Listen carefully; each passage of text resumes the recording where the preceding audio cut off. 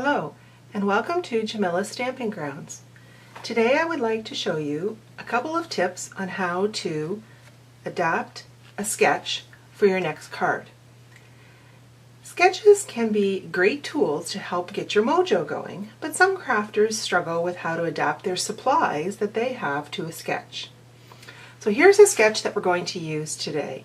And what you need to do with any sketch is break it down into its separate elements so that you can start to use your supplies in those elements. There are 4 different elements today in this sketch. There's the background, which they have 2 different patterns for. There's a band here that they're illustrating with buttons. There is a message area and an embellishment area. So what I've done is I've created 3 cards here, keeping that sketch in mind, and I'd like to show you how I've broken down and created and used my supplies and different items in those different elements. In the first card here, I used the DSP as it is done in the background. We're now talking about the first element, the background, and I used the DSP. Excuse me. In this card, I used a stamped background with another little strip of DSP in it.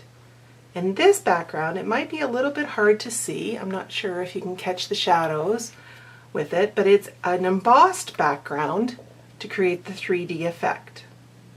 The second element, this little band here, which was illustrated with buttons, can be done with a variety of items.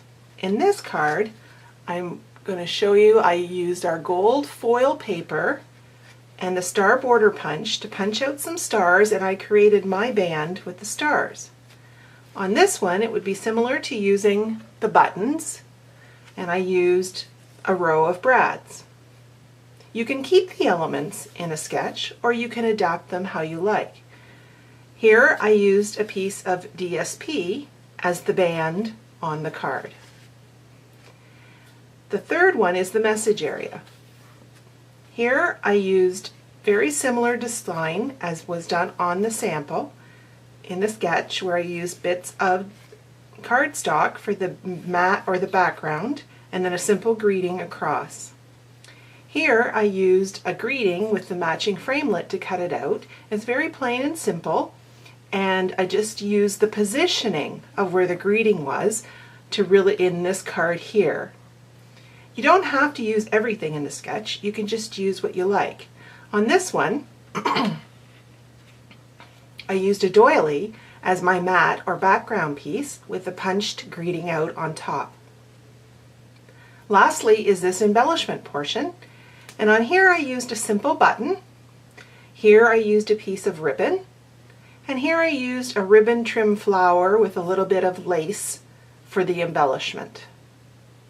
Thank you for joining me today at Jamila's Stamping Grounds to see how you can break down a sketch into the different elements and adapt your supplies to create your card.